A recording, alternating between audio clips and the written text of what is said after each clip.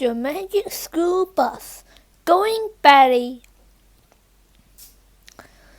Our teacher, Miss Frizzle, loved field trips. In fact, she loved them so much he even took our parents on one. It all started on Parents' Night. We were all busy putting up natural animals displayed in the classroom. Everywhere we looked, there were animals that come out at night. Owls, possums, raccoons, and moles. The place was great. The only thing missing was Miss Frizzle, and her parents would be here any minute. Suddenly, the classroom door swung open, and a stranger rushed in. "I want to suck your blood," he said. Poor Arnold. He thought the visitor was a real vampire. But it was only Ralphie in disguise. Ralphie pulled off his mask and laughed. "Knock it off, Ralphie!" Keisha scolded him. "There are no such thing as vampires." Ralphie shook his head. "It's what you think," he argued. "Bats are just vampires in disguise." And to prove it, Ralphie reached to us from his vampire comic book. The vampire looked around the room of half humans, half bats, and said, "Attention, my beloved children.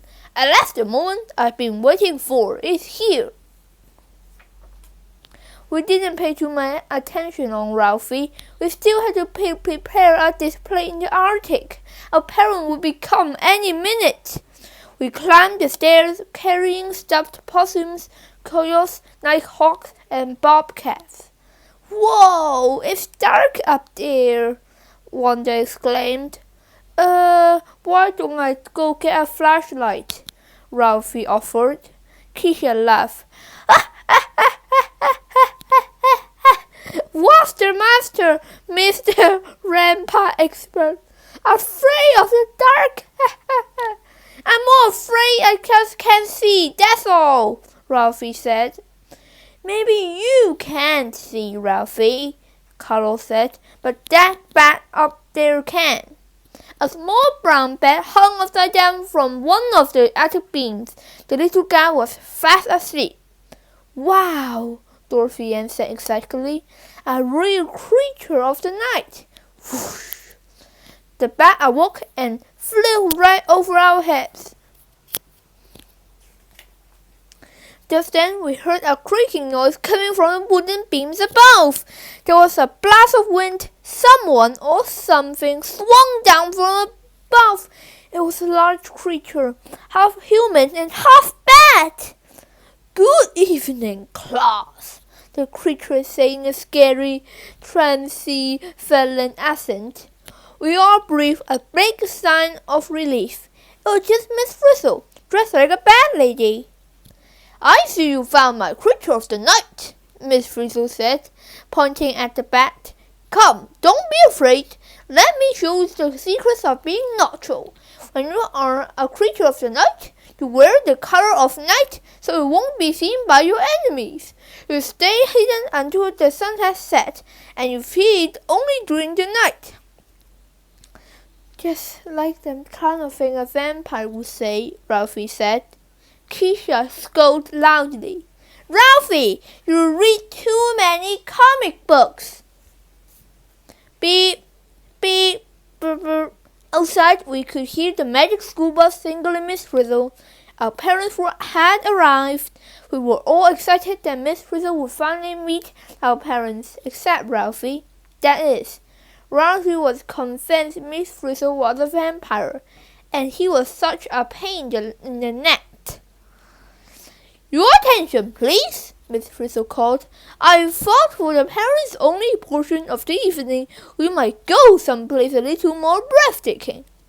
We all said at her, "A field trip or our parents?" Miss Frizzle turned and headed towards the magic school bus. "Come along. I won't bite, and don't you worry about the children. They've been taken care of." That was all Ralphie needed to hear. "Yikes! We were next!" he gasped.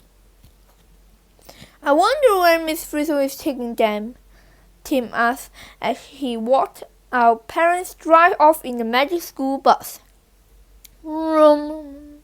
Just then Liz pulled out a very strange-looking motorcycle, complete with sidecars.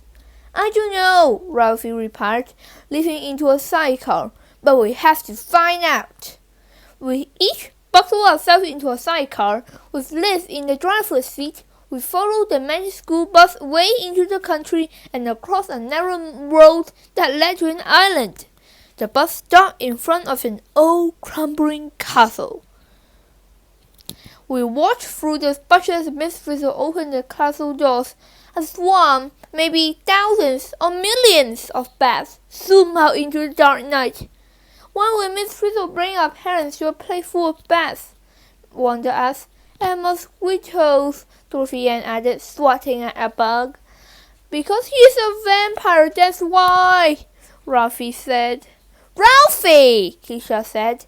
Miss Frizzle can't be a vampire, because vampires don't exist. I'm sure there's a perfectly logical expression for all this, and we're going to find out what it is. He ran up to the castle doors.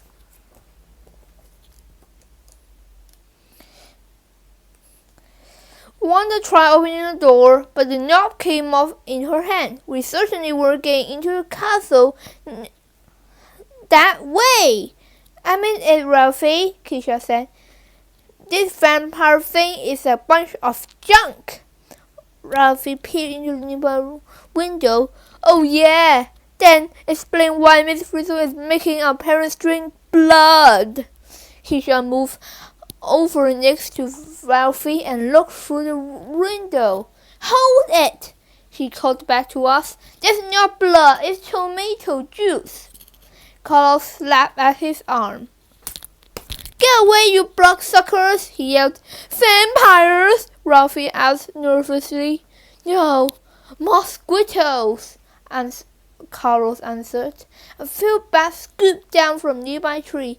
More bats, Ralphie screamed. We watched in fear as the bats flew closer and closer.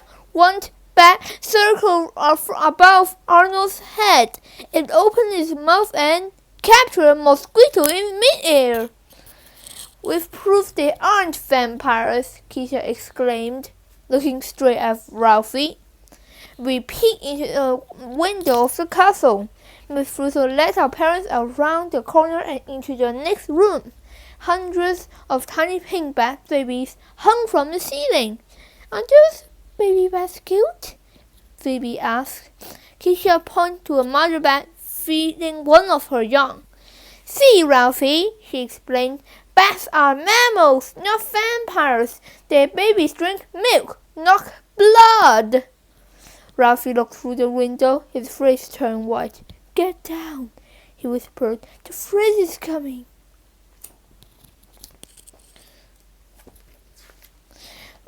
Ralphie raced across the moonlit courtyard to the magic school bus.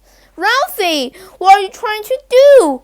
Wanda cried out. Get us out of there, Ralphie called out from the driver's window. That seemed like a good plan. We followed Ralphie onto the bus.